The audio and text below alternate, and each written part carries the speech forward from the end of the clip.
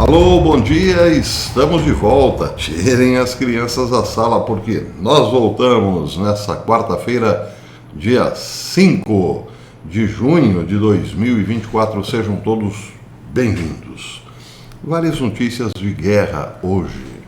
Os Estados Unidos, por exemplo, lançaram, antes de ontem, fizeram um teste com um míssil intercontinental capaz de atingir Moscou em 30 minutos.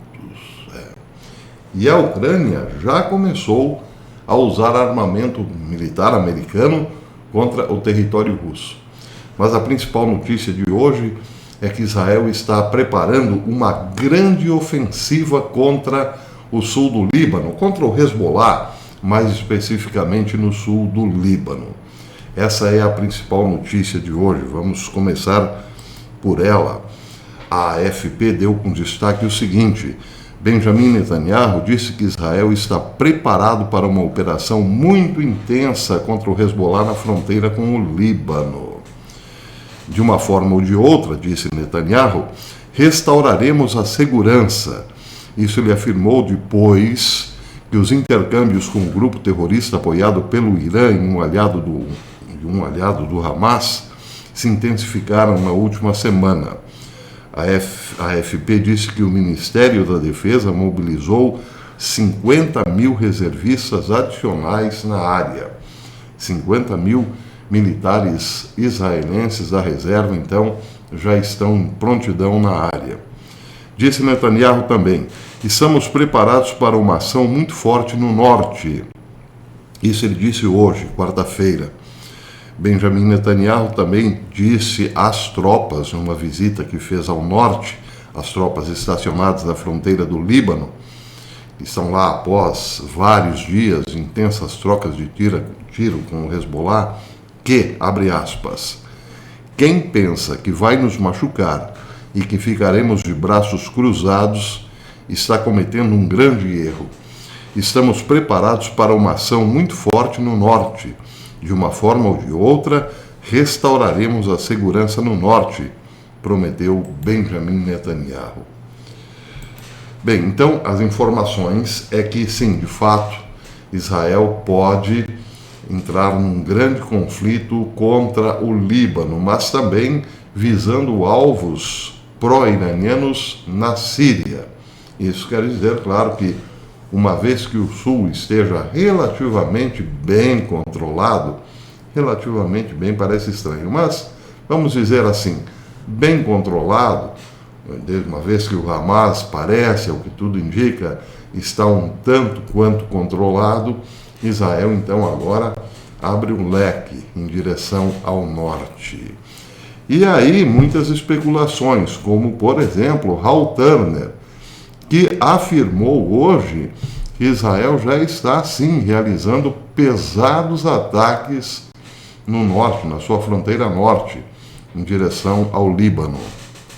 Diz Hal Turner hoje: múltiplas explosões massivas foram relatadas no sul do Líbano, enquanto a Força Aérea Israelense parece ter começado a atacar várias posições do Hezbollah perto da fronteira com Israel. Os ataques, diz Hal Turner, baseado em fontes no local, são tão intensos que há relato de que casas na cidade de Kiryat Shimona estão balançando, tremendo. A atividade de reconhecimento de drones sobre os setores de Naqoura e Tiri, ao sul do rio Litani, no sul do Líbano, foram relatados, diz Hal Turner. Bem, então, está aí. Essa é a perspectiva de uma escalada realmente forte na região.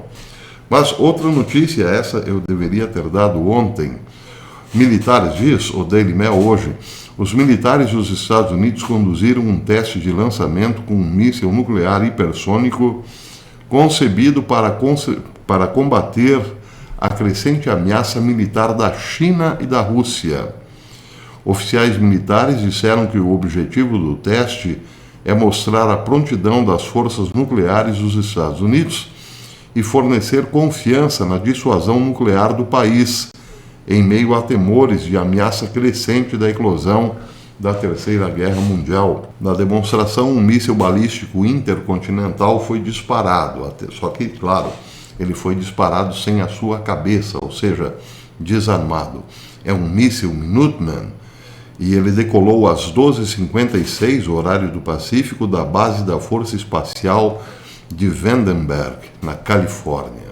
Bem, é claro que este míssil pode levar, sim, evidentemente, uma cabeça nuclear e atingir Moscou em apenas 30 minutos. Bem, porque os Estados Unidos estão fazendo esse teste, claro, a matéria foi bastante objetiva, para resgatar a confiança de que, em caso de uma terceira guerra mundial, não é só a Rússia quem tem musculatura nuclear. Bem, isso não precisaria ser dito, mas o fato do teste, claro, evidencia o momento tenso pelo qual a humanidade atravessa. Até porque a pressão dos países membros da OTAN para que os países membros da OTAN entrem diretamente no confronto com a Rússia é muito forte nesse momento. Daí porque, eu mesmo já disse aqui, há muita expectativa em relação ao dia 6 e ao dia 7, que pode ser eventualmente anunciado aí, então, a entrada, por exemplo, da França no conflito. E os Estados Unidos, então, já estão mostrando os músculos. Bem, é claro que a situação tende a escalar, porque, outra notícia importante, a Ucrânia está, sim, já fazendo uso de mísseis norte-americanos no território russo, ou melhor, contra o território russo.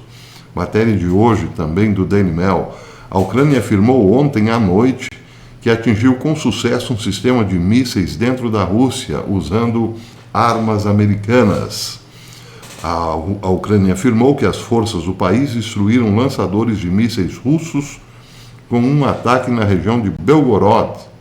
O político sênior Yehov Chernev afirmou que as forças ucranianas usaram um sistema de artilharia de foguetes de alta mobilidade, conhecido como HIMARS, ou HIMARS, informou o The New York Times. Então, é claro que a situação realmente está quente, porque, evidentemente, que uma vez dado o sinal verde para a Ucrânia atingir o território russo, Zelensky não se faria de rogado. Daí porque a perspectiva é que esses ataques se intensifiquem e acabem passando um pouco, por exemplo, da linha fronteiriça, atingindo, quem sabe, a Rússia profunda. E como eu disse ontem, quem conhece Vladimir Putin está assustado, lá dentro da Rússia mesmo. Porque a resposta, eles, os próprios russos, sabem, será pesada. Vamos aguardar. Olha só, uma notícia, agora mudando um pouco para a política, para eleições. Uma notícia interessante vinda lá do Arizona. O Partido Republicano do Arizona descobriu entre 500 mil e 1.300.000 eleitores ilegais nos cadernos eleitorais do estado. Uau! Entre 500 mil e 1.300.000 eleitores ilegais no estado do Arizona. O Partido Republicano do Arizona entrou com um processo contra o secretário de Estado do estado do Arizona por violações da Lei Nacional de Registro Eleitoral, depois de descobrir entre 500 mil a 1.300.000 eleitores ilegais nas listas eleitorais do estado, incluindo pessoas mortas e não residentes. O processo destaca taxas exorbitantes de recenseamento eleitoral, com alguns condados excedendo 100% dos eleitores elegíveis. Tem mais eleitor no condado do que morador no condado, é mais ou menos isso que diz aqui a notícia.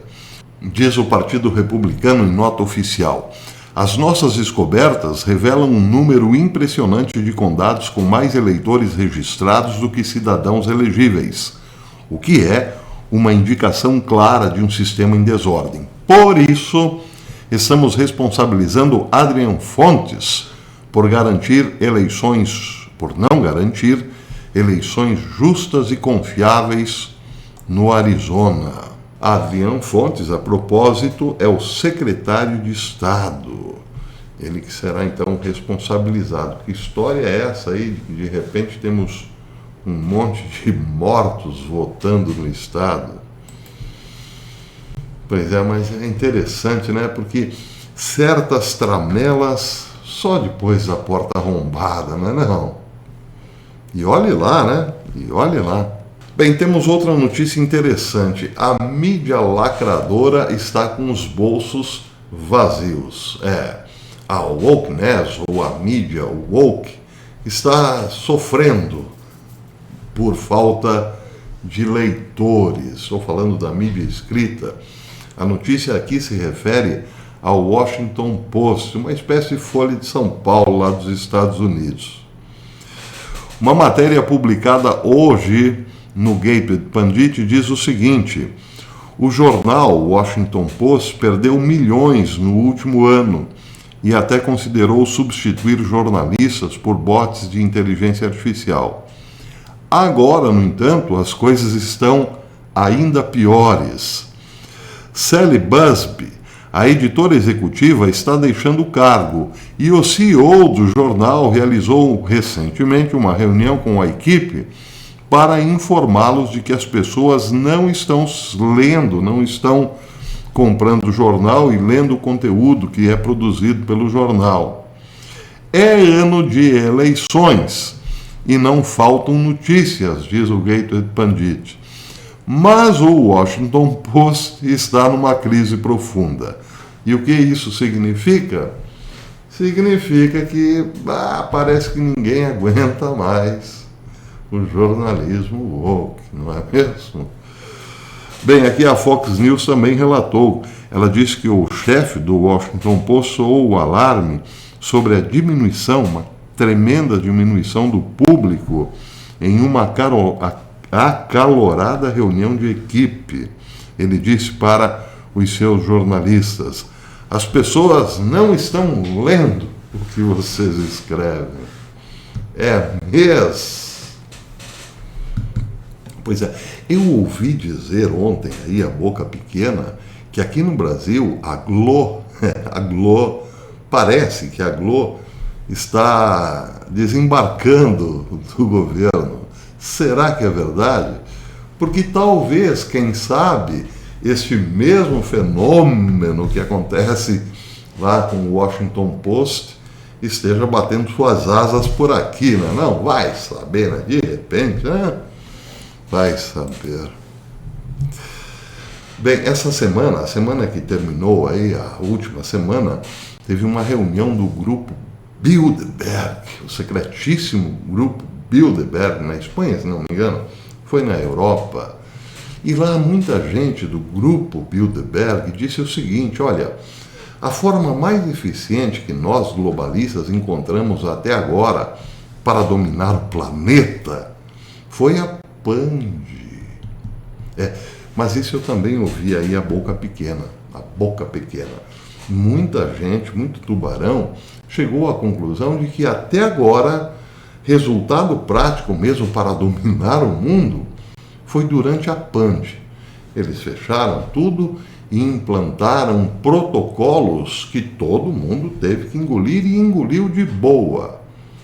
E deu à OMS uma espécie de, digamos assim, carta branca para legislar sobre as nações, o que configura, evidentemente, na prática, um governo mundial. Pois essa saudade parece estar criando efeitos profundos nos bastidores. O People's Voice trouxe ontem a seguinte notícia, prestem atenção. A Organização Mundial de Saúde declarou que no próximo ano as nações soberanas deixarão completamente de existir. Uau! Sem se deixar abater pela indignação global, A OMS vangloriou-se de que terá um acordo sobre o tratado pandêmico assinado por todas as nações até 2025, o que significa que os governos mundiais estarão sujeitos a leis e regras criadas pela OMS. O World News relatou o seguinte: a agência da ONU afirma que as regras de saúde globais reforçarão as defesas mundiais contra novos patógenos depois que o velho Covidão, segundo a OMS, cancelou mais de 7 milhões de CPFs pelo mundo, de acordo com os dados, claro, como disse, da OMS e da ONICO, da ONU. Bem, o que isso quer dizer efetivamente? Vamos pegar aí a saudade que o pessoal do grupo Bilderberg sente daquele poder exercido durante a Pand. E agora a pressão da OMS para que até 2025 todo mundo assine, né, o tal protocolo, o tal tratado pandêmico. Entre esses dois momentos, deveria necessariamente existir uma opção para que tudo isso se concretize antes de 2025, quem sabe, ou pelo menos até o comecinho de 2025. Daí porque muitos especialistas em adivinhação estão prevendo a possibilidade da chegada de um novo, como direi, bichinho, ou pichinho, né? Como dizem os alemães aqui da região, mais um pichinho por aí. Pois é, quem sabe, né? Agora, muita gente estudando o assunto está prevendo que será a doença X, né? Já engatilhada para que esse pessoal do grupo Bilderberg mate a sua saudade com novos poderes, depois, claro, que uma nova ameaça se apresente por aí. Que tal? Prepare-se, vá se preparando, meu querido amigo. Bem, o problema da economia também pode contribuir para a aceleração do governo mundial. Vejam só que interessante. O Federal Deposit Insurance Corporation afirmou a semana passada que 63 bancos americanos estão à beira da inadimplência. 63 bancos à beira da inadimplência. Aqui o Jacobs Leder, o perfil do Jacobs Leder, comentou o seguinte: 63 bancos à beira da inadimplência, mais de 500 bilhões em perdas de papéis detidos pelos bancos, diminuição do crescimento do PIB com o aumento da inflação, mais de 50% dos americanos acreditando que estamos em recessão, menor demanda por hipotecas em mais de 30 anos e, finalmente, um recorde de 17,7 bilhões de dólares em dívida total das famílias. Bem, a última frase aqui em alusão ao que tem dito reiteradamente o chefão do Fed, o Jerome Powell. Pois é, pau neles, né? Jerome Powell tem dito que, sim, a economia teve algumas turbulências, mas realizará um pouso suave, em comparação a um grande avião, né? Fazendo um pouso suave. E aí a última frase aqui deste post pergunta, né? Isso é um pouso suave? 63 bancos à beira da inadimplência, 500 bilhões em perdas, diminuição do crescimento do PIB e aumento da inflação, mais de 50% dos americanos numa vibe pessimista, menor demanda por hipotecas em mais de 30 anos e um recorde de 17,7 bilhões de dólares em dívida total das famílias. Isso é um pouso suave? Pau neles, né? Pois é, bem, por enquanto é isso. isso, eu tenho novas informações, mas estou esperando aí a confirmação de que, sim, se de fato Israel já começou a realizar ataques pesados contra o Hezbollah no sul do Líbano. Tendo essas novas informações, eu posso voltar em edição extraordinária. E por enquanto, se você gostou desse vídeo, deixe o seu like e verifique aí a sua inscrição. Veja se você está inscrito no canal. Se não estiver, inscreva-se, acione o sininho e, se possível, compartilhe os nossos conteúdos. Até depois, se Deus quiser.